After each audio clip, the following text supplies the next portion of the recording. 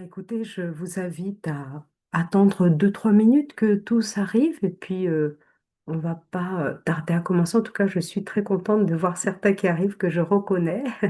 J'en profite pour donner quelques mots avant que tout le monde arrive et s'installe. Je suis Dalila donc, du Raja Yoga et je transmets en fait ce merveilleux enseignement depuis près une vingtaine d'années et puis dont j'ai bénéficié grandement et dont je continue toujours de bénéficier avec une grande joie et vraiment quelque chose qui m'apporte tant de profondeur dans ma vie au quotidien. Et puis c'est pour ça que j'aime bien en faire profiter parce que les trésors, ben, on ne les garde pas pour soi tout seul, on les partage. Et puis de savoir que chacun peut après y contribuer à sa manière et les utiliser, ben, ça donne beaucoup de bonheur pour soi et puis pour l'autre, avec son rythme et bien sûr à sa convenance. Mais c'est le principal. Et je vais vous donner une petite introduction pour quelles raisons j'ai choisi ben, ce thème qui me tenait à cœur. Moi, je suis très très cœur, mais c'est pas forcément que le sentiment, parce que je le ressens totalement différemment. Bien sûr que ça englobe le sentiment, le noble sentiment d'amour dont tout le monde est sensible, puisque c'est ce qui fait battre la vie, hein. Donc le vivant, hein, c'est ici.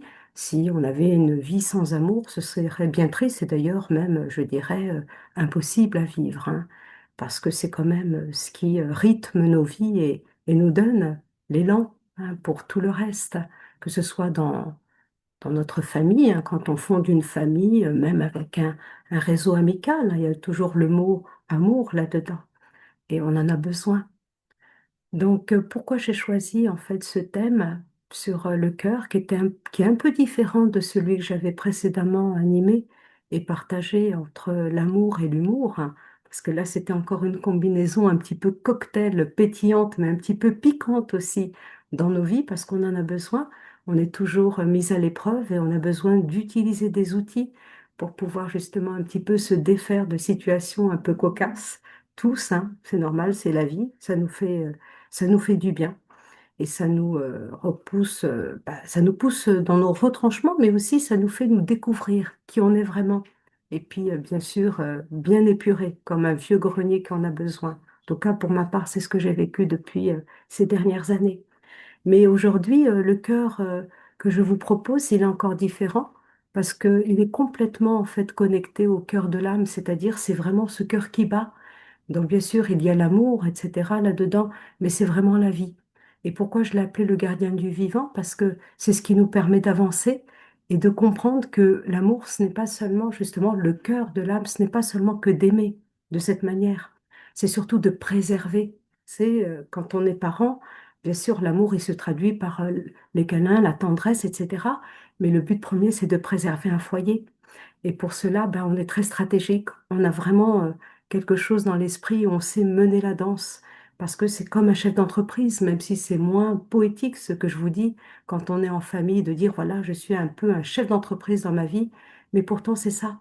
Chef d'entreprise, ça ne veut pas dire où je dirige, on va dire, bon gré, mal gré, mais où je gère. J'apprends à gérer. Parce qu'il faut une productivité, il faut qu'il y ait justement des ressources qui rentrent, il faut qu'il y ait un confort, une sécurité. Et donc, ce cœur que j'ai choisi aujourd'hui, c'est surtout pour ça. C'est ce gardien. Comment on est gardien d'un royaume intérieur et puis, a fortiori, de ce monde, hein, que ce soit notre famille proche, nos amis, l'entourage, et puis le monde en général, hein. Donc, c'est très, très vaste. Donc voilà, je vais commencer. J'ai préparé un petit diaporama. C'est pas dans mon habitude, c'est la première fois. C'est vrai que je suis assez spontanée et je parle beaucoup de ce que je ressens comme ça spontanément et fondamentalement avec mes expériences. Mais ce ne sera pas exclu. Je pourrais aussi les partager. Mais je vais aujourd'hui utiliser un petit support qui va en fait aussi ben, nous aiguiller, hein, parlant de boussole. Donc, ça sera vraiment un point nommé, je vais le partager. Si toutefois il y a quoi que ce soit, n'hésitez pas à mettre un petit mot sur le chat, hein. Je regarde régulièrement et que ce soit le son, la qualité ou quoi que ce soit, n'hésitez surtout pas. Voilà, donc est-ce que vous voyez clairement? déjà. Est-ce que vous voyez vraiment tout, toute la page? Il n'y a rien qui gêne devant parce que moi je vois toute, effectivement, la rubrique de toutes les photos. Je vais peut-être le décaler. Est-ce que vous voyez uniquement, je vais lire le message. Oui, super. Donc vous voyez clairement. Alors déjà, pour la présentation, voilà. Déjà, pourquoi effectivement j'ai choisi le cœur comme le gardien du vivant? Parce que déjà, c'est vrai que le cœur, il peut être compris, comme je l'ai écrit, à deux niveaux. Ah, quelqu'un écrit sur, sans le vouloir, hein, ils mettent sa petite trace du cœur. Je vois un petit arc là qui a commencé. Donc, évitons d'aller sur l'écran pour, voilà, pour que ça rature un petit peu après les mots. Donc, alors, il y a effectivement l'organe hein, vital, biologique, auquel on pense. Hein. Et souvent, d'ailleurs, en méditation, on pense que le cœur, l'âme, c'est plutôt centré au niveau du cœur. Et ce que je comprends, puisque c'est ici que ça résonne le plus. Hein. C'est vraiment le sentiment de l'amour pour nous autres. Hein. D'ailleurs, c'est une déclinaison du mot âme, amour. Hein. Donc, c'est pour ça que ça nous parle autant. Mais simplement, on va le traduire déjà au Raja Yoga, on le présente différemment, mais ça n'enlève en rien justement le sentiment de l'amour, puisqu'il est vécu de la même manière, sinon plus, puisqu'on va vraiment en fait mettre du doigt là où il se place pour amplifier justement son intensité et tout son potentiel vivant. Donc le cœur, c'est effectivement un organe essentiel qui fait circuler le sang, donc maintient le corps en vie, et c'est pas pour rien, hein, parce que ça va être vraiment symboliquement ce cœur de l'âme. Hein. Moi, quand je parle du cœur, je parle effectivement du cœur vivant, c'est-à-dire c'est l'être dans sa pleine conscience. Donc c'est ce que nous appelons au Raja Yoga l'âme. On peut appeler ça l'esprit pour ceux qui préfèrent, pas qu'on soit bloqué par le mot, mais voilà. Donc l'âme contient l'esprit, c'est-à-dire c'est l'être penseur, l'être de conscience. Et c'est ce centre, justement, nous on le situe derrière les yeux, où se rassemblent toutes les émotions, la conscience et tout ce qui donne sens à l'existence. Donc on peut voir que dans ces deux lectures, comme je l'ai écrit, hein, je vous laisse le lire, hein, je ne veux pas lire en même temps, mais c'est vraiment l'image justement de ce point que nous représentons qui va faire toute la différence quand on va vraiment se concentrer avec beaucoup de douceur en méditation ou même tout simplement en contemplation ou à l'arrêt, c'est-à-dire dans une certaine immobilité, on va ressentir en effet en mettant le focus sur ce centre, comme toute chose de la vie, du vivant, hein, que c'est ici que va émerger le potentiel, on va dire, XXL, c'est-à-dire dans son entièreté. Parce que c'est vrai que c'est comme si, en fait, on mettait du doigt quelque chose, mais qui n'est pas à sa place. Effectivement, ça va faire jaillir quelque chose, mais peut-être pas pleinement. Ou alors, ça va le dénaturer, donc l'altérer, forcément quelque part. Mais ici, le fait de bien positionner les choses va permettre de faire émerger, à juste titre, proportionnellement ce qui équivaut à cette réalité. Donc voilà pourquoi ce cœur à positionner est essentiel pour après l'appeler le gardien, parce que sinon il ne peut pas jouer son rôle pleinement en tant que gardien. Alors arrêtez-moi bien sûr, hein, si je vais trop vite ou si je récite un peu trop. Alors, donc ce cœur, après bien sûr on partagera. Là c'est une présentation, on s'arrêtera et puis on partagera pour approfondir et donner des exemples précis. Donc le cœur, donc quand on parle du cœur de quelque chose, ça désigne la profondeur. Vous l'avez souvent entendu quand on parle le cœur de la forêt, euh, du plus profond de mon cœur. Pourtant, si je dis je t'aime, ça devrait suffire, mais du plus profond de mon cœur, ça va désigner vraiment la profondeur, comme si on allait vraiment au centre des choses, dans son amplitude la plus importante. Mais c'est surtout donc le centre symbolique d'un phénomène, c'est-à-dire c'est son moment le plus représentatif, le plus intense, d'où l'intérêt de positionner les choses bah, de la bonne manière. Donc le cœur ne signifie pas, ah, je vois encore un autre petit arc, le cœur veut s'installer. Donc, le cœur ne signifie pas toujours l'intérieur au sens spatial, parce qu'on va le voir par rapport à la nature, même au niveau par exemple, regardez, quand on se situe, nous, en tant qu'âme, on va dire qu'on est au centre du front. Pourtant, on n'est pas au centre du corps. Ça pourrait poser question. Et c'est là justement que ça va être intéressant. Au centre du front, on n'est pas au centre du corps, mais il est au centre de l'être. On va le voir pourquoi, parce il a en fait une correspondance qui est complètement logique. Il est justement derrière les yeux, à côté du cerveau, parce que c'est la tour de contrôle et c'est ici ben justement que demeure le centre, même si d'un point de vue de l'espace, il n'est pas situé au centre du corps. Voyez? Je ne sais pas si ça vous paraît clair, mais en tout cas, il a cette logique qui fait qu'il devient quand même un point central. Est-ce que ça vous va, cette idée? Vous pouvez mettre sur le chat, non pas trop, et puis on en reparlera pour quelle raison, hein? On pourra le développer. Donc voilà, on parle du cœur de la nuit, etc. Le cœur sur un sujet, un problème. On va s'apercevoir que ce cœur, et en fait, on l'utilise partout, pour tout. Mais ce qui est rare, on peut parler du cœur du jour, mais ce qui est un peu plus rare, on peut en parler, hein, mais le cœur du jour, c'est pareil, c'est comme le cœur de l'âme. Il va pas être situé en fait au centre des choses, mais on va le voir au sommet. Ça veut dire au sommet de quelque chose. Et le cœur du jour, ça veut dire il est à son paroxysme, au plus haut de ce qu'il est, c'est-à-dire au zénith. Voyez, donc le midi, c'est là où il y a son intensité. La plus extrême, c'est le zénith. C'est exactement à l'image de l'âme qui est au centre du front. Donc ça, c'est intéressant en fait de faire le parallèle pour comprendre qui on est, parce que ça va nous rapprocher vraiment de notre véritable identité. Alors après, bien sûr, au niveau de l'âme, on appelle ça l'essence de l'être, puisque c'est la conscience. La conscience, c'est l'être penseur, et ce n'est pas pour rien qu'il est dans la tour de contrôle, parce qu'il va utiliser en fait son outil, son moteur comme une voiture, là où c'est justement prédisposé à pouvoir le faire. Il ne peut pas le faire au niveau des intestins.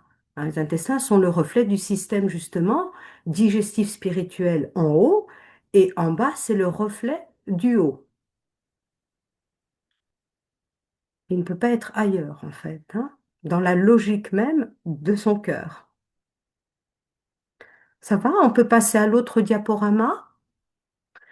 Donc, pour en revenir justement, qu'avant toute pensée, il y a une présence simple, c'est je suis là, c'est-à-dire que moi, en tant qu'âme,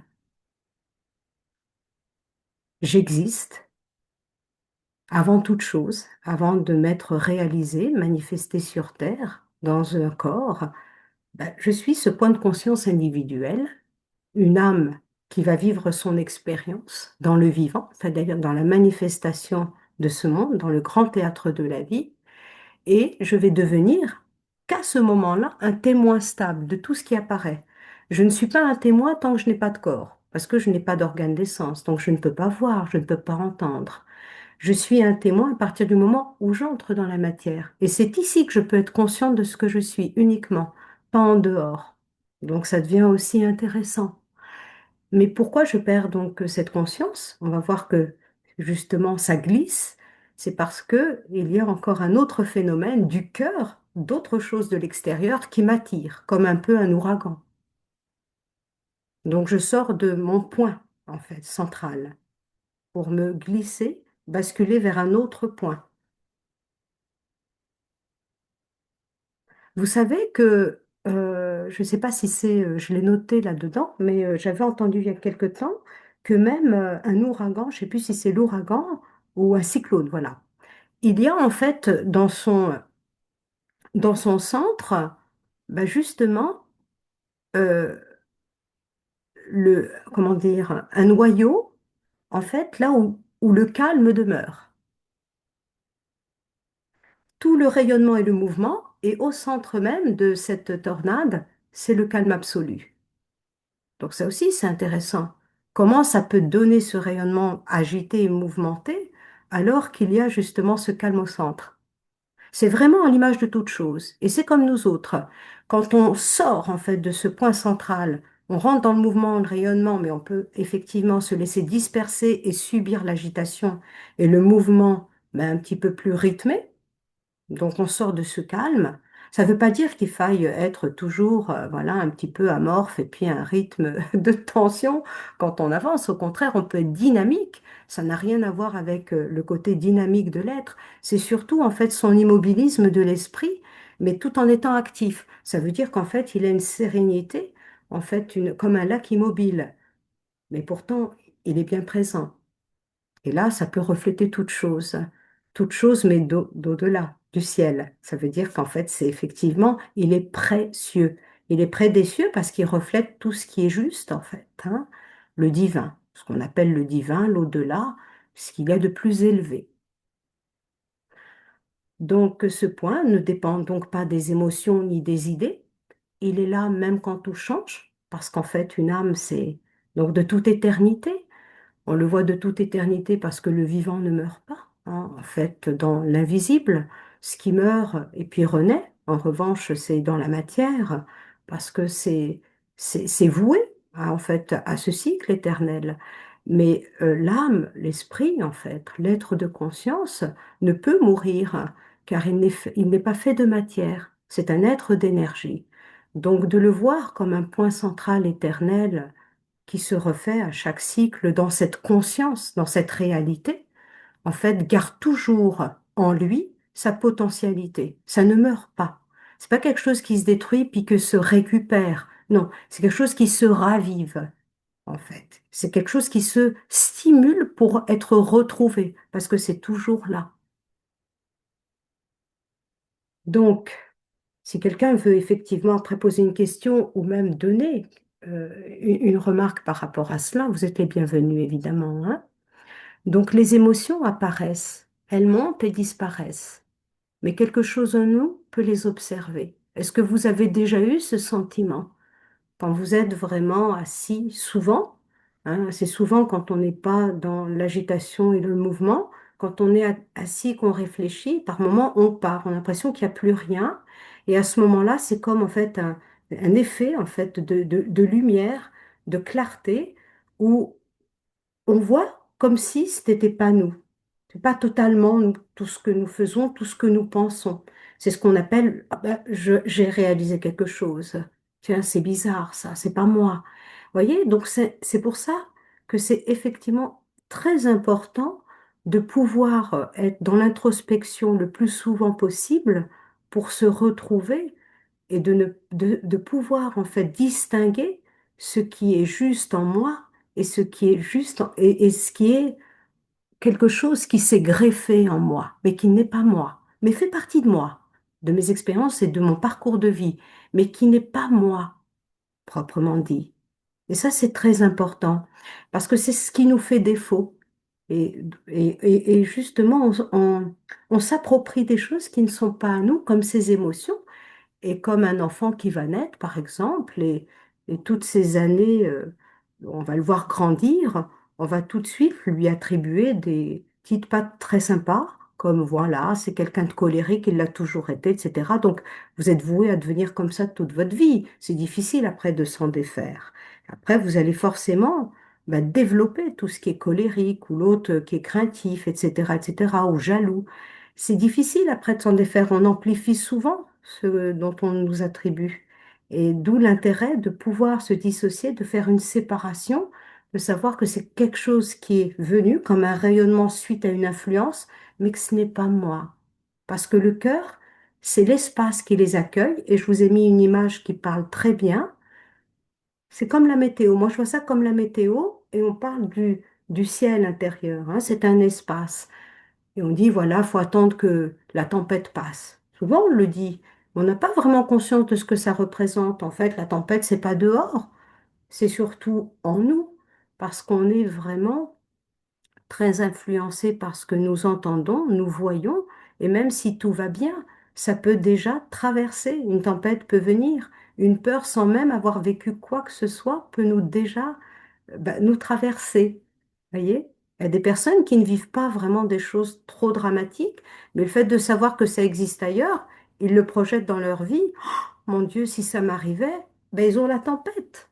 C'est déjà là avant même que ça vienne déranger leur vie. Donc on voit bien que c'est quelque chose qui se greffe à nous dans l'illusion. Sinon, le ciel peut être clément, justement. Alors, le cœur comme boussole intérieure. Alors moi, j'aime beaucoup la boussole. Ça me parle énormément parce que dans la vie, on parle beaucoup de choses comme ça a du sens. Ben, on s'oriente depuis tout petit, hein. On nous oriente, pardon, à quelque chose, on nous destine à quelque chose, on prend des directions dans sa vie pour voyager ou dans ses études ou pour une façon de penser. On a toujours en fait une direction à prendre dans sa vie, toujours. Mais pourquoi? C'est pas juste basique comme ça. Pourquoi on prend des directions? Parce qu'on pense, on est toujours à la quête de quelque chose qui va en fait coller, être complètement en, en harmonie et conforme à ce qu'on est, à ce à quoi on aspire.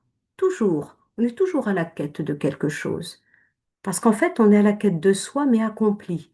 Et on va l'accomplir, bien sûr, dans cette vie, hein, sur la grande scène du monde, parce qu'on est là pour vivre nos expériences, et c'est ça qui est fabuleux, même si en ce moment, c'est pas très drôle, c'est pour ça qu'on va en parler. Mais justement, l'intérêt, c'est de ne pas fuir en fait tout ce qui est problématique, mais c'est de savoir en fait comment y faire face. Mais pour cela, on va au cœur de l'être, parce que c'est ici en fait qu'il y a à renforcer. Renforcer, ça veut dire faire en fait un peu un nettoyage de grenier. Enlever tout ce qui est lourd et tout ce qui empêche de laisser l'espace à gérer le reste, puisqu'on est découragé. Découragé, c'est quand le cœur déserte. On n'a plus l'énergie suffisante, donc on va souvent choisir des conforts. C'est pour ça on va préférer se faire un ciné, un resto, voyager, aller chez les copains, se faire une bonne bouffe. Excusez-moi, hein, ça ne veut pas dire que ce soit pas bien, mais souvent on va choisir la facilité pour oublier quelque chose, mais ce qu'on ne sait pas, c'est un peu mettre quelque chose sous le tapis. Ça viendra à un moment donné, bah, on a rendez-vous avec tout ce qu'on met de côté. C'est normal puisque c'est en nous, hein, c'est pas à l'extérieur. Donc ici, on est là pour justement aiguiser cette perception, c'est-à-dire ce qu'on appelle au Raja Yoga ce discernement, cette sensation de justesse, de savoir ce que je fais ou ce que je pense est juste. C'est quand même le bon sens d'une vie, parce que sinon on se sent toujours un petit peu comme des girouettes. Et c'est pour ça qu'après, on a des dépendances, parce que on n'a pas la force d'être qui nous sommes. Et c'est important de se retrouver à ce niveau-là. Et c'est possible parce que c'est en nous, hein. Je le répète, c'est pas quelque chose qui est à l'extérieur. Donc c'est une évidence. Et je ne sais pas si vous avez remarqué en vous, quand vous avez des situations, quand il y a des situations qui sont critiques et sur le moment, vous réagissez plutôt mal ou pas, c'est-à-dire vous laissez. Vous n'avez pas le courage de dire non, parce que c'est quelque chose qu'on n'aime pas. On l'a associé à le fait d'être généreux, d'être gentil. Et souvent, en fait, c'est une faiblesse qu'on ne comprend pas. On a du mal à se positionner parce qu'on a peur du jugement. Il y a toujours une crainte quelque part où il y a quelque chose, en fait, hein, qui vient un petit peu enrayer une réalité. Mais souvent, on se la cache parce que c'est pas évident toujours de se l'avouer. Et puis parfois, on ne la voit pas à force d'être habituel. Donc, d'où l'intérêt aussi de se positionner à l'intérieur de toujours, hein, de soi, et puis de se contempler, mais sans honte, sans jugement, mais pour se renforcer et de comprendre justement que ma vie, elle a besoin d'être de la facilité, quelque chose qui soit plus fluide, parce que j'ai besoin d'être avec les autres. C'est pas en fait de fuir et puis de me trouver un petit endroit, une cabane au milieu de la forêt, et puis non, forcément ça va me suivre, parce que même si je vais fuir effectivement l'agitation ou on va dire pas de confrontation, mais comment on appelle ça? Bah, peut-être des conflits d'opinion sans aller au conflit, mais voilà, des divergences, des différences, ben, je ne vais pas me sentir à mon aise parce que j'ai besoin de vivre en collectivité. Ça fait partie du vivant parce que nous sommes des cœurs vivants. l'être humain a une âme et l'âme, c'est un cœur vivant et il a besoin de battre au cœur du monde. On ne peut pas faire autrement. Quand on le fait, c'est parce qu'on a des grandes blessures et puis on a choisi en fait ce chemin. Ce n'est pas du tout une critique, hein, c'est une observation parce que c'est très intéressant de voir ô combien je peux me retirer ou je peux aimer vivre au sein d'une communauté ou d'une société, mais en trouvant ma solitude autrement, mais sans avoir ce repli par la force des choses. Parce que c'est souvent ce qui arrive. On aime la foule, le monde, parce que ça nous divertit, mais dès lors qu'il y a quelque chose qui vienne un petit peu perturber des relations, on préfère être seul. C'est pour ça qu'on est vraiment dans le si, c'est pas équilibré, et puis c'est pas un signe de bonne santé, puis ça fatigue un cœur, c'est-à-dire le cœur de l'âme. Ça l'essouffle parce que c'est pas quelque chose de naturel. Donc, comme je l'ai écrit, donc c'est vrai que quand on est dans cette perception en conscience d'âme, ben, ça ne calcule pas, ça ne veut pas prouver. En fait, orienter, ça veut dire que c'est fluide, c'est quelque chose qui s'écoule de nous, quelque chose qui est d'une évidence, en fait. Mais pour cela, bien sûr, il y aura parfois des parasites qui viendront voiler cela, hein. C'est pas toujours très facile d'être fluide dans son ressenti et dans ses choix, mais ça s'épure, hein. C'est quelque chose qui, en fait, qui se développe et qui se dévoile progressivement. D'où l'intérêt vraiment d'être situé au nord. Mais sans être la source du nord, je l'ai insisté là-dessus parce que la source du nord, au Raja Yoga, et pour cause, vous allez le comprendre pourquoi, même si on l'appelle autrement, c'est parce qu'on a besoin toujours d'un point central. Et on dit que le point, en fait, en toute chose, est celui qui va rééquilibrer une architecture, une figure. Partout, il y a un point où on se connecte pour justement tenir debout et qu'il y ait un mouvement perpétuel. Sans ce point central et immuable, on ne peut. Donc ça, c'est prouvé dans la vie hein, de tous les jours, dans la nature, dans les astres, tout ce qui gravite autour, etc. Donc ça, c'est intéressant aussi de faire ce parallèle parce que tout ce que vous voyez dans la nature, en fait, ce n'est que le reflet de tout ce qui est invisible. Donc c'est en nous. Mais nous, comme on a besoin de chercher midi à 14 heures pour avoir des preuves tangibles et visibles, c'est compliqué parce que les preuves, en fait, ne sont pas véritablement ici, elles le sont dans le ressenti et puis la résultante de nos actions qui vont donner, en fait, un résultat suite à des formules de ma mise en pratique. Ça plus A est égal à B, A plus C est égal à C. C'est des mathématiques dans la vie. Et ça, je peux avoir des preuves par rapport à ma mise en pratique. Le ressenti est une chose, mais quand je ressens et que j'applique par rapport à cette énergie qui est respectée, j'ai forcément quelque chose qui se manifeste dans la matière qui va devenir une preuve en fait. Et c'est pour ça que c'est intéressant de l'observer dans sa vie. Ce n'est pas juste une croyance pour dire, voilà, je choisis d'être spirituel, c'est bien, ça me fait du bien, puis c'est bien pour l'éthique, pour le monde. Non, c'est un bon sens, c'est-à-dire que c'est intelligent, mais une intelligence qui est en fait beaucoup plus, on va dire, élevée que juste une intelligence rationnelle où je fais ça pour gagner ma vie, ça, elle est utile. Mais là, c'est une intelligence bon sens pour être bien, me retrouver tel que je suis réellement. Pas pour devenir quelqu'un, mais pour être ce que je suis. C'est toute la différence. Ça va jusque-là, parce que moi, sinon, je vais palabrer, hein. Ah, faites-moi des petits signes au moins de la main, des petites choses comme ça, parce que moi, après, sinon, je vais être perdue. Hein, je fais une petite pause, on fait une petite pause. On échange de ce qu'on a vu. Qu'est-ce que vous en pensez? Allez, je fais une petite pause, je reviens. Est-ce qu'il y a des questions par rapport à ce que nous avons vu déjà?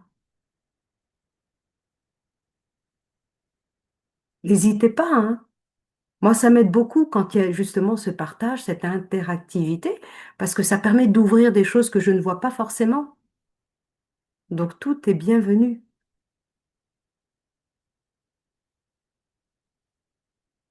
Sinon, ça veut dire qu'on continue. Eh bien, on continue. Alors, je vais remettre donc le diaporama que j'ai perdu. Ah non, il est là. Voilà.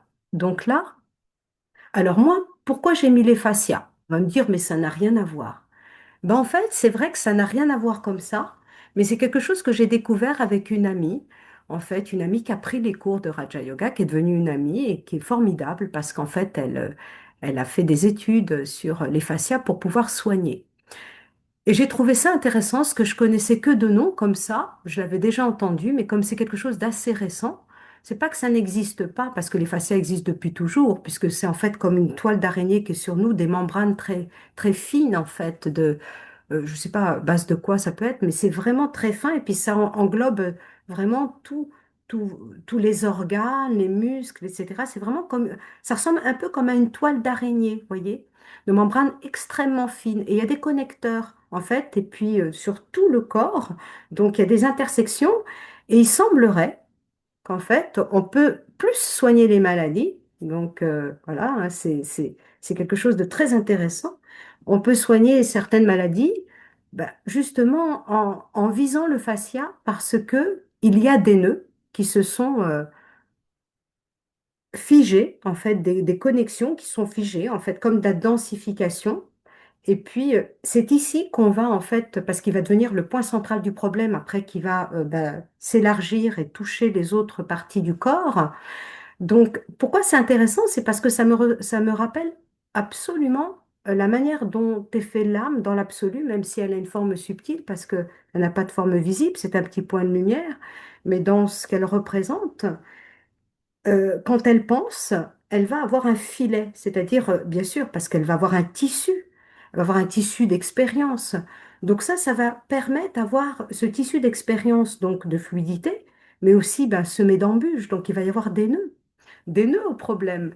Et parfois, ben, on ne les voit pas, ces nœuds. Donc ils deviennent de plus en plus importants, ils vont toucher d'autres choses, ça va se répandre, s'agrandir. Et comme on est interconnecté, eh ben, cette logique du vivant va s'étendre. Tous ces petits cœurs qui battent, et puis qui sont en interaction les uns avec les autres, en oubliant qu'il y a un or, ben, on va créer beaucoup, beaucoup, beaucoup de nœuds. Beaucoup, beaucoup de nœuds. Et c'est ce qui fait en fait ce qu'on appelle les maladies de l'âme avec les tensions. Ce sont des tensions, hein. C'est exactement ce que vous voyez dans votre corps. C'est à l'image de ce filet subtil qu'on crée, hein, ce qu'on appelle, nous, dans le jargon du Raja Yoga, le drama. Le drama, en fait, c'est le film, hein, c'est le film de notre vie, c'est un parcours. Donc, parce qu'on a une bobine hein, personnelle dans le grand film collectif. Et donc, le fascia, moi, ça me parle bien parce que c'est vraiment quelque chose qui résonne en moi dans l'intérêt vraiment à observer et vraiment à se concentrer sur l'idée que, bon, on parle de matrice, hein, moi ça m'intéresse aussi beaucoup le fait qu'on soit dans une matrice, mais c'est encore plus probant quand vous voyez, moi je vous invite à aller regarder vraiment sur Internet comment sont faits les fascias, c'est fabuleux, c'est fascinant. Et ça va vous rappeler en fait votre tissu d'expérience de votre vie qui devient ce film en fait, le film de votre vie, dans le grand film de la vie. Et justement, on peut régler des zones qui ont été localisées comme des tensions. On peut régler ça avec comme un laser. Un laser, c'est vraiment mettre un focus de lumière, c'est-à-dire y mettre quelque chose qui va résorber ces tensions, mais avec ce qu'on appelle bien sûr des vertus. Ça va être avec un regard de conscience qui va comme être, si vous voulez, sillonner un petit peu votre tissu intérieur de votre passé. On n'a pas conscience de tout ce qu'on a fait, évidemment, mais ce qui va en ressortir, c'est l'émotion qui va être parlante par rapport à une situation ou par rapport à quelqu'un, par rapport même à, comment dire, à une pensée, même à une philosophie, à n'importe quoi. On va voir que il y a toujours quelque chose qui va naître et qui progressivement, insidieusement, va grossir et va devenir une tension nerveuse et qui va bloquer forcément votre système intérieur. Mais même s'il est subtil, mais il est là et vous accompagne. Et voilà pourquoi on tente de tout réorganiser au sein de soi. C'est parce que c'est l'âme. C'est comme elle n'est pas suicidaire, même si quelque part elle se fait défaut, mais elle va chercher, tant bien que mal, quelque chose pour l'en sortir. Et c'est une réorganisation naturelle parce qu'elle en a besoin. C'est son mode de survie. Mais comme on ne connaît pas vraiment tous les rouages de notre, justement, de notre constitution spirituelle, déjà même le corps, on ne le connaît pas parfaitement, hein. On en apprend un peu plus quand on va voir un thérapeute ou qu'on s'intéresse parce qu'il y a une maladie. Et encore, hein, c'est pas évident, mais c'est intéressant vraiment de l'observer, vraiment en parallèle, faire ce parallèle. On en apprend beaucoup. Moi, j'ai appris beaucoup en tout cas. Donc, ça vous donne très, très, très envie d'être prudent sur vos pensées, parce qu'on sait qu'on crée un tissu qui vous accompagne, et on a envie d'une fresque jolie où il n'y a pas des nœuds partout et des taches, quelque chose de fluide, d'élastique, de souple, et ça se retrouve. C'est très agréable. Magnifique. Alors, je regarde les messages s'il y en a d'autres. Le cœur, c'est l'intuition. Alors l'intuition, c'est en fait une faculté de l'âme. Bien sûr, on parle du cœur. Moi, je l'ai un petit peu symbolisé. Parce que souvent, quand on parle du cœur, on voit l'organe, comme je disais, ou le sentiment. Mais le sentiment, c'est une manifestation de l'âme. C'est-à-dire que quand on n'a pas de corps, on a des sentiments potentiels, mais ils ne sont pas manifestés. Donc, on n'a pas conscience qu'on aime. On est amour, en fait. Et quand on est dans la manifestation matérielle, ça va s'illustrer, s'articuler comme ce sentiment qu'on va nommer amour. Et c'est pour ça que l'intuition, c'est quand on est dans la matière. Donc c'est la conscience éveillée, la conscience d'être ce que je suis va me permettre d'avoir une intuition. Sinon, l'intuition est voilée, ma boussole n'est pas bonne, parce que je ne suis pas au nord. Et il faut absolument un nord pour qu'il y ait boussole. Parce que la boussole, s'il n'y a pas de nord, elle est perdue. Mais nous, on l'a nommé nord comme on a nommé amour. Mais c'est parce qu'il y a un nord dans l'absolu, c'est-à-dire un point de rattachement à cette boussole. Et ce n'est pas pour rien qu'on l'a appelé nord, parce que dans l'absolu, il n'y a pas de hasard. Le nord, c'est au-dessus de notre tête. C'est en fait symboliquement les cieux, c'est-à-dire l'au-delà, là où on s'appartient, c'est ici. Après, bien sûr, ce n'est pas un lieu dans l'absolu, puisque c'est dans cette conscience. Mais il se trouve qu'on on est, en tant que touriste ici, hein, on est un peu des voyageurs dans le monde matériel. Donc, est-ce que c'est clair ou c'est cette intuition, Sandrine? C'est l'âme qui est intuitive, hein. Quand elle est éclairée, quand elle est consciente d'elle-même, elle est intuitive. Parfois, on pense qu'on a de l'intuition, on dit, oh, j'ai une mauvaise intuition, tiens. C'est parce qu'en fait, on l'a mélangé. C'est mélangé. C'est quelque chose qui est venu enrayer et puis voiler. Donc, c'est pas très clair. Comme si je conduisais donc ma voiture et je prends un chemin et j'ai pris un chemin à une heure où il y a beaucoup de brouillard. Donc, c'est sûr que l'intuition va pas être très bonne parce que là, je vais pas savoir si je prends ce chemin-là ou là parce que je vais pas voir clair. Mais si je vois à peu près clair, je dirais, bon, tiens, ça me semble un peu chaotique de prendre ce chemin, je vais aller là. Et si c'est très très clair, je sais que je peux continuer sur cette route, je n'aurai pas de problème existentiel. Voyez? Donc, ça dépend vraiment de votre ciel intérieur pour avoir cette intuition ou pas, même si on pense l'avoir. Il y a quelqu'un qui s'amuse à nous faire des petits gribouillis. Alors, je ne sais pas ce que c'est. Moi, j'ai pas l'habitude de voir ça. Je ne sais pas comment ça peut se faire dans le tissu collectif, là. Hein, bon, ça ne nous gêne pas en soi, mais ça peut peut-être un petit peu déstabiliser si on veut lire clairement les choses. Apparemment, c'est un téléphone, hein. Ah, Samsung. c'est un téléphone, d'accord. Quelqu'un qui veut regarder et puis qui fait des petites marques sans le vouloir, évidemment. Il est sur une touche, tu sais, où on peut rajouter des trucs, là. Les enfants savent faire ça, là. Ah, d'accord. Bon, ben écoute, merci parce que ça, je ne savais pas comment ça pouvait se produire. Vous voyez, on en apprend tous les jours. Bon, on va être vigilant avec nos petits doigts alors. Donc, alors, je vous laisse lire tranquillement donc corps, conscience et collectif. Donc, moi, j'ai pris cette image parce qu'elle me parle beaucoup. Enfin, c'est des images que j'ai trouvées comme ça, puis je le mets parce qu'on est en interne, donc ça sort pas. Et puis, ça me parle tellement. C'est tellement quelque chose de, je veux dire, de révélateur de notre identité. ça représente beaucoup de choses, ce soleil, bon, qui est endormi parce que son œil de conscience n'est pas éveillé, mais il est pourtant un soleil, mais on ne le voit pas. Il est voilé par tout un tas de choses qu'il peut vivre. Et puis on peut voir qu'à l'intérieur, ben, il y a un arbre, il y a des fleurs, et toute cette nature en fait de ce qu'il représente, parce qu'il est un jardin à lui tout seul, mais déstructuré. Il peut être aussi une forêt hostile. Tout dépend de sa disposition, l'humeur du moment. Mais c'est très représentatif. Et puis au-dessus, on a en fait comme une espèce comment on appelle ça? Vous savez, quand on tire avec les flèches, il y a une cible, voilà. Une cible, et puis il y a ce feu comme ça, nous on appelle ça le feu du yoga. Ça veut dire vraiment cette lumière qui vient en fait éclairer, et donc du coup, comme cet alchimiste, détruire tous les parasites de pensée inutiles. Donc, mais il faut viser dans le mille. Et le mille, c'est ce troisième œil. Donc j'ai tellement aimé cette image que je vous la fais. Voilà, que je vous la partage. Je ne sais pas si elle vous parle autant qu'elle me parle, mais je trouve que c'est formidable. En plus, il est entouré d'étoiles. Ça veut aussi dire ça. En fait, une étoile dans les étoiles, c'est une étoile de conscience. C'est vraiment l'âme, en fait, hein, le cœur vivant. À l'image des étoiles de ce monde non vivantes, hein. Ce sont des astres, mais nous, on est les véritables astres de la vie, hein, du vivant. Les âmes, les étoiles, on dit bien une étoile est née hein, quand quelqu'un est né sur Terre, donc c'est symboliquement l'âme, hein, l'être de lumière, l'être de conscience. Donc c'est pareil pour rejoindre bah, ce cœur qui perçoit. Ben, ça va être vraiment dans cette euh, interaction commune, collective, que ce soit l'esprit et le corps, parce que c'est ensemble, hein, ça marche ensemble, donc on ne peut pas y échapper. Tout ce que je vis, tout ce que je sens, tout ce que je pense, ça s'inscrit dans mon livre. Hein, c'est un tissu, c'est un livre. Et mon corps, la façade est une couverture.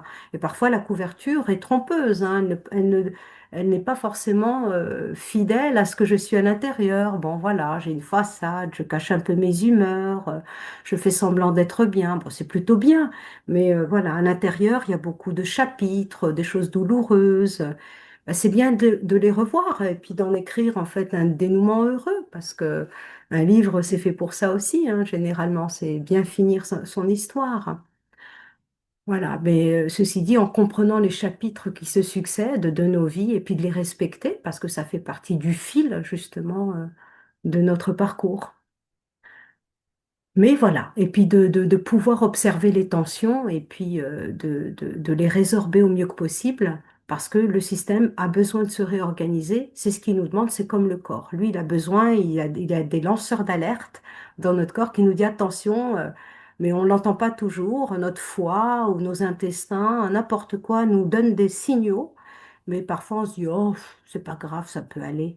Mais en fait, c'est très important, c'est la même chose. On a un système organique qui s'exprime naturellement et qui est très sensé naturellement, parce qu'il fonctionne en concomitance parfaite avec l'âme qui est parfaite dans l'absolu, mais quand elle est voilée, ben justement, elle influence le système et elle le rend ben, de la même manière, quelque part, comment on dirait, euh, comment on dirait, dans le sabotage, mais c'est pas lui qui se sabote en fait. Voilà, auto-saboteur, mais c'est pas lui. C'est-à-dire qu'on lui envoie des signaux et puis du coup, bah, il ne sait faire qu'autre chose que de s'auto-détruire par des cellules qui ne peuvent pas se défendre parce qu'on n'est pas là pour répondre comme ce gardien du vivant. Mais ça, c'est pas pour nous culpabiliser, attention, hein, c'est pour nous responsabiliser parce qu'on aime tous être bien, être en bonne santé, on se le souhaite d'ailleurs. Oh, c'est important la santé, on a besoin d'être en bonne santé, que ce soit physique ou morale, hein, c'est ce qu'on recherche dans une vie. Donc c'est bien d'en parler, justement. Voilà, donc bien sûr, comme on est tous interconnectés, on va s'envoyer, moi je dis des SMS spirituels, hein, parce que tout fuse, hein, même si on ne voit pas. Il faut savoir que tout ce qui est vivant, c'est d'abord le monde invisible. Et si on avait des lunettes pour voir tout ce qui s'y passe, je crois qu'on serait effrayé, on les ôterait très rapidement, parce que c'est pas très très drôle avec les énergies du moment. mais en même temps, hein, la vie est bien faite. Heureusement qu'on ne les voit pas, mais on peut ressentir parfois, parce qu'on est influencé par la conscience collective, quand il y a des événements très douloureux, très difficiles, quand c'est très anxiogène, c'est pour ça on y vient, on est très influencé. On peut déjà avoir ce qu'on appelle, nous, dans le jargon du Raja Yoga, des sanskars, c'est-à-dire des empreintes, des fonctionnements qu'on a en fait développés à cause des vies passées ou des choses qui nous ont malmenés. On les garde un petit peu dans la poche au lieu de s'en défaire parce que c'est pas évident, ça nous colle comme de la glu. Mais il faut savoir qu'il y a aussi autre chose qui se greffe à cela, c'est la conscience collective, parce qu'on est ensemble. Et puis quand quelqu'un ne va pas bien, qui pense à vous, ben même si vous ne le ressentez pas parce que l'antenne n'est pas aiguisée, hein, la parabole, ben, avec tellement de pensées, on ne peut pas bien capter. Mais il faut savoir que ben, ça se destine à vous. Il y a une énergie qui va vous peser un peu. Ça peut être la famille, des amis, des gens que vous connaissez, des gens, bon, peut-être qui vous en veulent un peu, on ne sait pas. Il y a des tas de choses. Bon, il ne faut pas trop y penser, à vrai dire, mais de le savoir, c'est important parce que ça nous permet de nous protéger. Et se protéger, ben, c'est justement retrouver le nord, s'aligner. Parce que tout de suite, c'est comme si vous appuyez sur une lampe, un interrupteur de conscience, où il y a un bouclier subtil qui opère comme un effet airbag. Vous savez, dans une voiture, c'est un petit peu ça. C'est un airbag de lumière. Ben, ça vous protège. Donc c'est important de le savoir aussi. On ne peut pas être juste comme ça, un peu ignorant des choses pour ne pas avoir peur. Mais non, c'est justement là, on se met en danger. C'est bien d'avoir ce discernement et ce bon sens de savoir ce qui se passe sans en être effrayé. Là, on se protège beaucoup mieux. Et du coup, on peut mieux même aider ceux qui nous appellent ou qui ont besoin de nous sans avoir contact avec nous. Parce que c'est de la lumière qu'on leur envoie. De toute façon, on appelle ça dans le terme religieux ou des cultures diverses et variées, des bénédictions, des prières. Ben, c'est ça en fait. Hein, c'est pas parce qu'il y a un mot que ça fait effet, c'est l'énergie que vous envoyez. Donc même si vous n'y pensez pas, même si vous récitez pas un verset, même si vous ne parlez pas, le fait d'avoir cet amour en vous, cette bienveillance en vous, c'est comme si vous aviez fait une prière peut-être puissance 1000, puisque vous avez mis tout votre cœur, sans être altéré par des mots qui peuvent peut-être même enlever une intensité de cette bienveillance. Moi, je préfère ça parce que je sais que je mets vraiment cette connexion, moi là, mon or, et je laisse se dissiper cette puissance, en fait, énergétique. Elle sert beaucoup d'âmes et on ignore lesquelles. Elle se diffuse comme une source qui coule. Donc, c'est important. C'est très important. Puis nous, on se sent bien.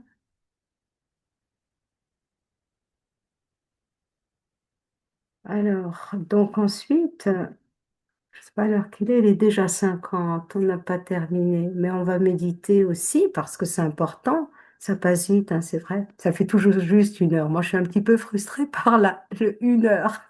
Parce qu'on dirait qu'il faut aller vite et on n'aime pas aller vite.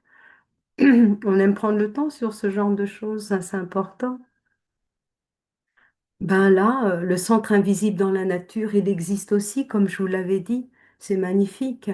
Quand on observe une constante justement dans ce monde physique, comme je vous l'ai dit, la Terre, en fait, quand ce qu'on appelle l'épicentre, c'est un noyau structurant, les galaxies qui tournent autour d'un centre, les systèmes vivants, tous, comme je vous le disais, ce cyclone que j'ai appris il n'y a pas si longtemps, c'est pour ça que je l'ai mis, j'ai trouvé ça fabuleux de savoir ça. Peut-être vous le savez, vous.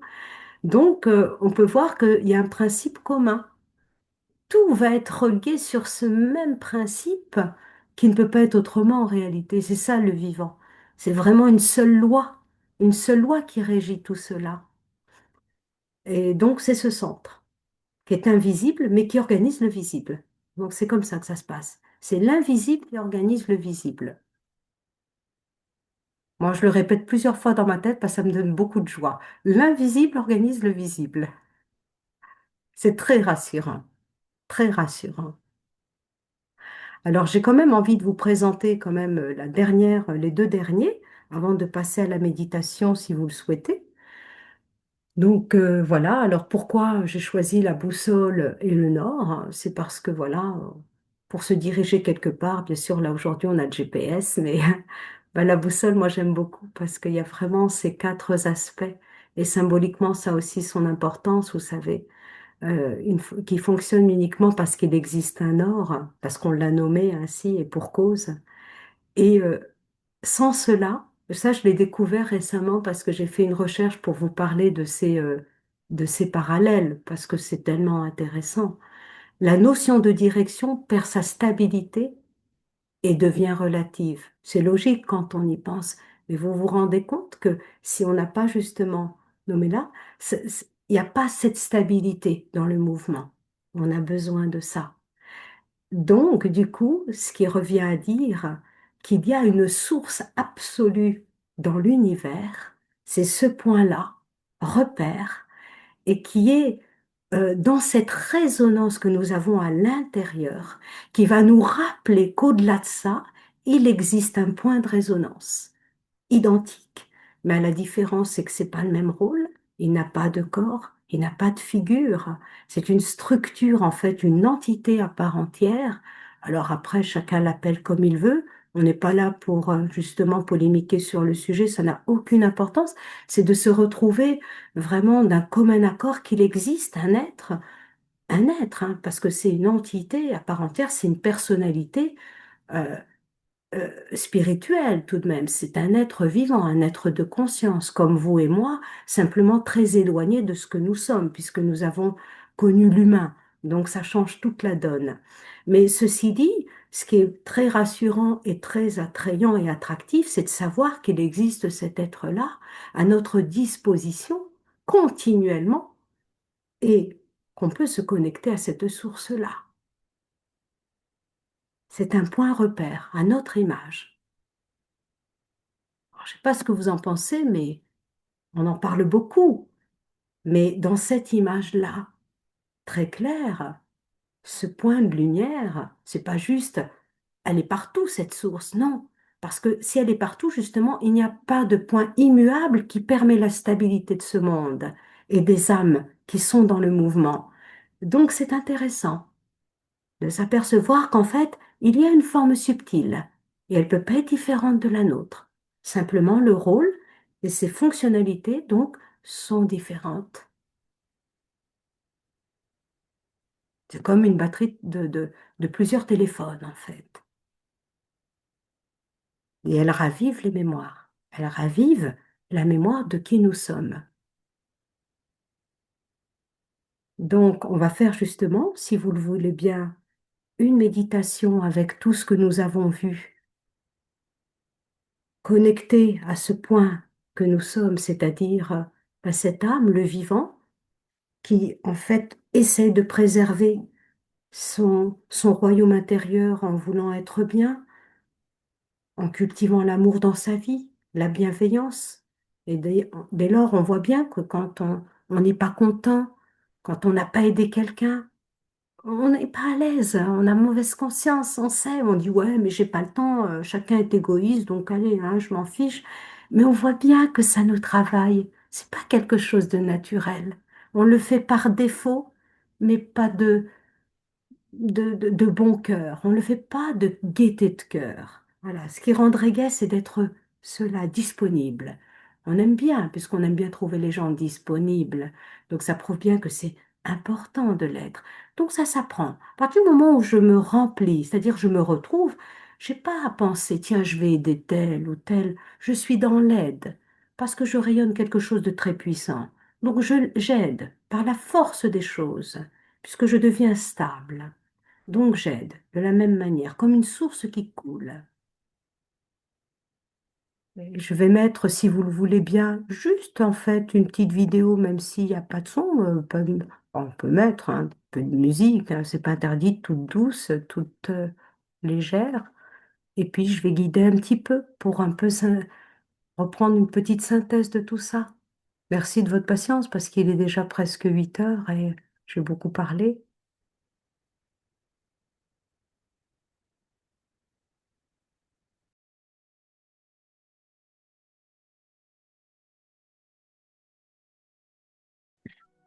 Donc on s'installe bien confortablement. On va reprendre ce qu'on a retenu le plus, ce qui nous a touché le plus, ce qui a fait résonance en nous. On va se souvenir en fait de cœur. Le cœur, le gardien du vivant, c'est nous. C'est l'âme qui tente de préserver ce qu'il y a de plus beau en nous, de plus cher aussi autour de nous. Donc il existe ce lieu, un centre qui n'est pas un point visible, juste une présence subtile. On l'appelle le cœur de l'âme. Pas comme une image, mais comme une manière d'être relié, sans effort, juste là, à ce qui vit depuis toujours.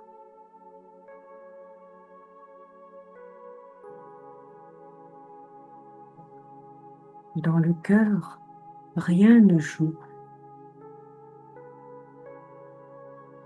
Il n'y a ni fonction, ni identité.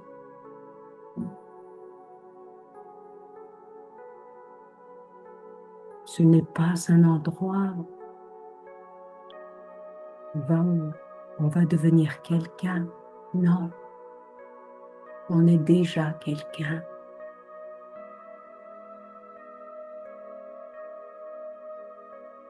Où l'on cesse de se séparer de ce qui est déjà.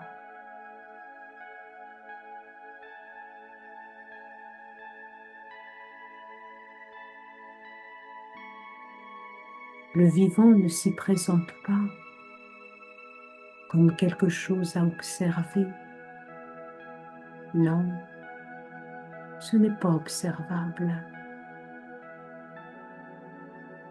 C'est comme une continuité silencieuse qui est en vous, déjà en vous.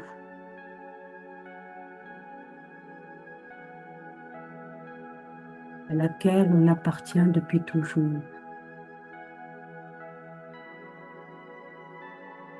Car l'âme n'est pas isolée, c'est elle qui vibre.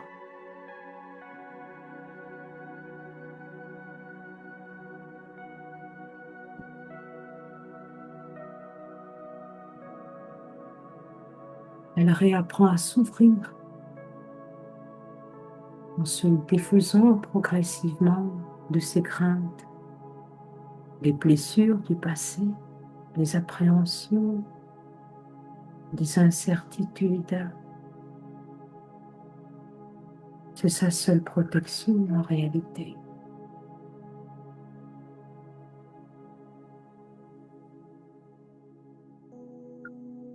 Car elle permet de déployer son rayonnement naturel, son bouclier subtil.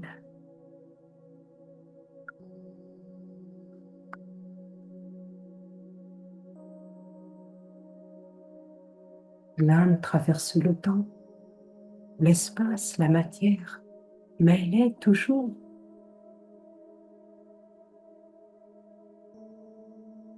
Et elle est toujours reliée à la source. Elle l'a oubliée. En réalité, on ne s'en est jamais séparés.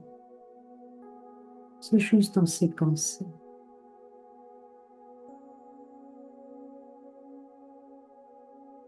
Elle a détourné le regard vers autre chose.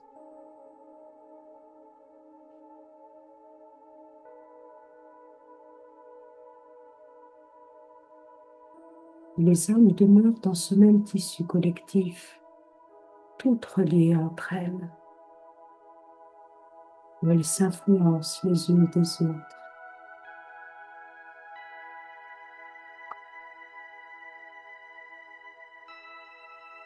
Dans cette famille humaine, chaque souffle de l'âme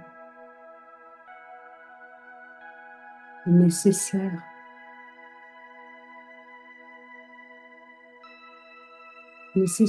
pour en résorber les nœuds, dénouer les liens, retrouver cette légèreté. cette fluidité.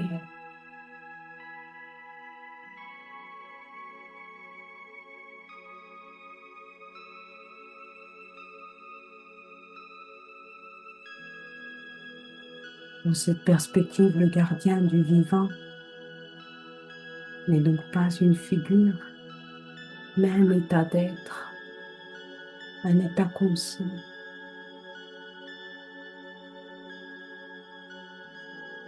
un état présent.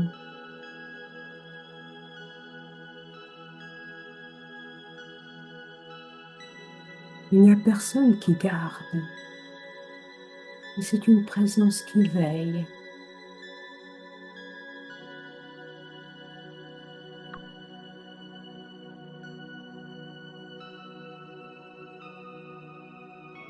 Les petits points de lumière, le vrai cœur diamant, le vivant,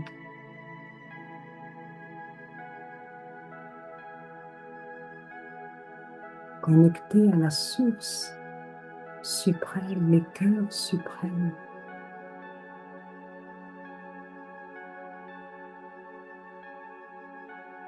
Je retrouve le sens à ma vie, à mes choix,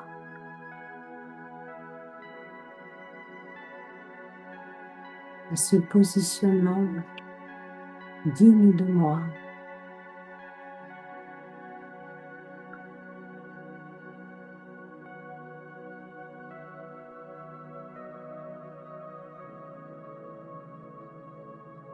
Le cœur refait surface, pardon. C'est ce cœur à l'ouvrage, l'élan, la vitalité de l'âme, l'espoir, voir au-delà des apparences, de tout ce qui est figé, densifié.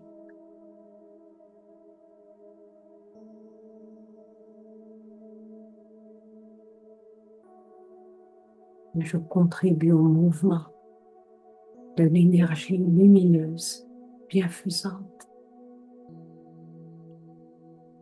bienfaitrice.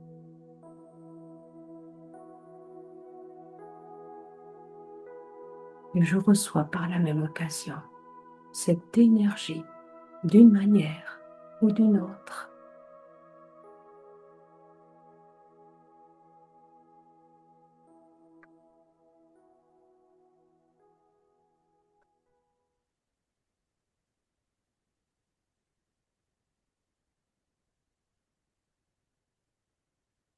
Voilà, je vous retiens pas plus parce que le temps passe et peut-être vous avez aussi un dîner à préparer, des choses à faire pour ceux qui travaillent le lendemain. Un grand merci pour votre présence.